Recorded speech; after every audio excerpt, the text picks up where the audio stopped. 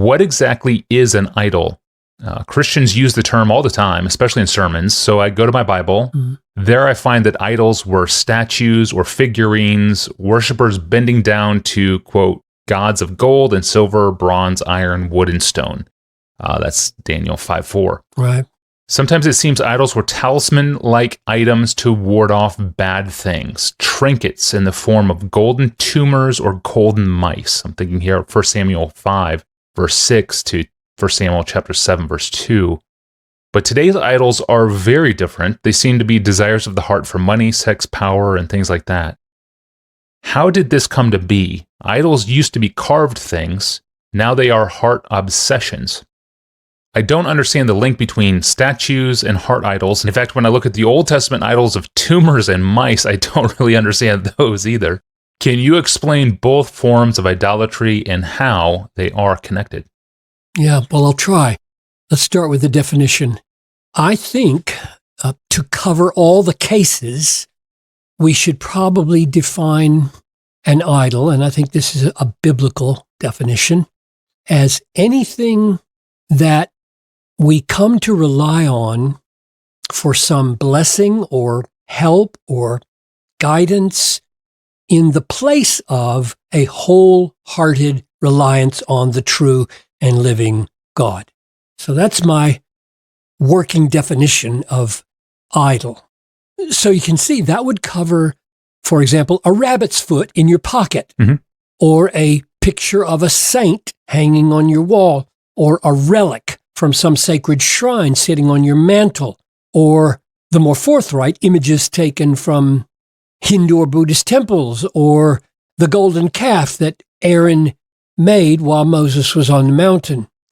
And what makes all of those idols is that we are looking away from a wholehearted reliance upon the true and living God through Jesus Christ, and we are looking at the rabbit's foot or the relic or the picture for some special protection or blessing or guidance or help that we don't think we could get by just looking to God. Now, our friend who sent this question in is right, I think, that in the Bible, the word idol is uniformly used for an actual object from nature or more often made by human hands. You don't find the word idolatry used to describe excessive love for your wife or your lands or your money or your pocketbook. And I think he's right that in the Bible, there's this distinct focus on a man-made object or something from nature rather than just this strong craving and desire for stuff. Now, behind that is correctly the second commandment, you shall not make for yourself a carved image or any likeness of anything that is in heaven above or that is in the earth beneath or that is in the water under the earth. You shall not bow down to them or serve them, for the Lord your God is a jealous God. In other words, God is so jealous for our direct personal dependence on Him and reverence for Him and adoration of Him that He not only disapproves of competing so-called gods represented with idols, but even the creation of idols presuming to represent Him. Not just, false gods being turned into statues, but Himself being represented with some man-made object that we look to. And I think if we ask why, that is, why is He so jealous for that kind of direct personal dependence of reverence and adoration, part of the answer is found in Psalm 96:5. It goes like this. This is verse 5 of Psalm 96. For all the gods of the peoples are worthless idols, but the Lord made the heavens. In other words, one of the problems with idols is that they contradict the transcendent nature of God as creator. Any representation of God made with human hands leads to the misunderstanding of God's transcendence. It gives the impression, if not the direct assertion, that God is somehow in our power. We can carve him or paint him or put him in our pocket or on our shelf or carry him on a cart. And so the psalmist says, no, the Lord made the heavens.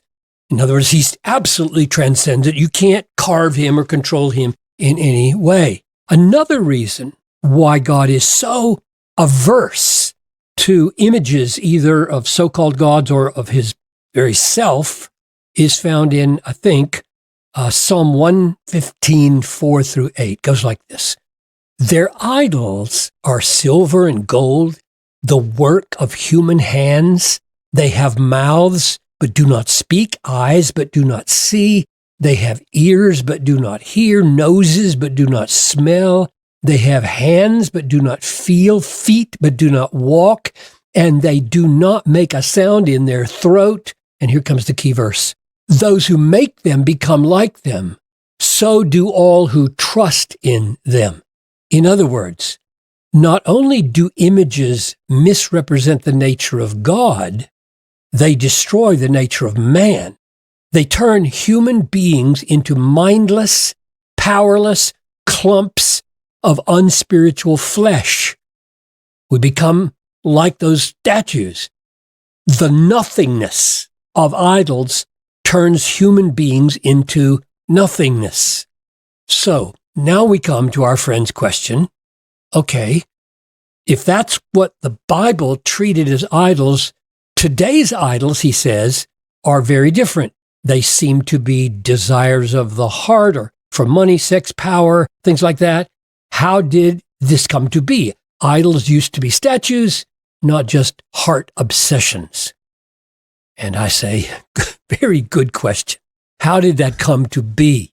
Here's the first thing I would say, namely, that this change of focus in defining idolatry is owing to the fact that we live in the West, in cultures where outright use of images for religious worship is less common than some other cultures. So the question then arises, well, do these biblical teachings about idolatry have any relevance for those of us who live in cultures where the use of statues before which people actually bow down and worship is less common? Is there any relevance to it at all? The answer is yes. And I don't think the use of the term idolatry to refer to God-demeaning love of money, sex, power is a misuse of the term idolatry when one presses in to the essence of what is really going on with an idol in the Bible. Here are a couple of New Testament pointers in that direction to show why I think it's okay to use idolatry the way he says modern people tend to use it. First, Romans 1, 21 to 23 refers to people who don't have direct knowledge of the gospel, but they do have general revelation in nature so they can know God that way and be held responsible to glorify him and thank him. Here's what it says. For although they knew God, they did not honor him as God or give thanks to him, but they became futile in their thinking and their foolish hearts were darkened. Claiming to be wise, they became fools and exchanged, this is the key part, and exchanged the glory of the immortal God for images, resembling mortal man, birds, animals, creeping things. Now, I think this text points to the essence of the problem beneath the outward display of idolatry. Namely, we exchange the glory of God for images. And the first kind of image that Paul mentions is images resembling man.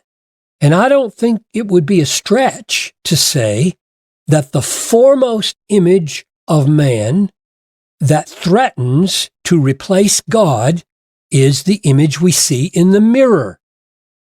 We are lovers of self-exaltation, which threatens continually our love of God exaltation.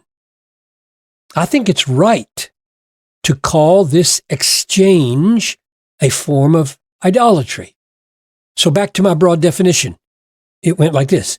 Anything that we come to rely on for some blessing or help or guidance in the place of wholehearted reliance on the true and living God. If we come to crave and love and depend upon and trust for a blessing, people's praise to enhance our self-exaltation, or money, or power, or sex, or family, or productivity, or anything else besides God himself, for the greatest blessing and help and guidance and satisfaction, then, in essence, we are doing what idolatry has always done. Let me give you one more passage from 1 John 5, verse 21. It's the very last verse of John's letter, and it says this, "Little children, keep yourselves from idols." Why does John, in his letter, end that way? He had never even referred to idols in the whole book. He never referred to idols in his whole gospel. Out of the blue comes this closing sentence with the very word idol that ordinarily means a statue of something that we use to replace God with.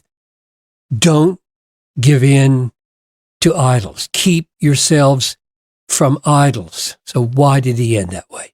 Here's my closing suggestion. He had said in chapter 2, verse 15, "Do not love the world or the things in the world. If anyone loves the world, the love of the Father is not in him. For all that is in the world, the desires of the flesh, the desires of the eyes, the pride of life, is not from the Father, but is from the world." Now, John the Apostle may have had literal material images in mind when he said, "Keep yourselves from idols." Maybe.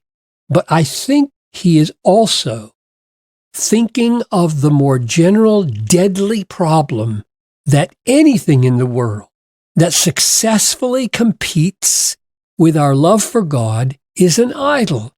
So keep yourselves from idols. That is, love God and all that he is for us in Christ more than you love anything.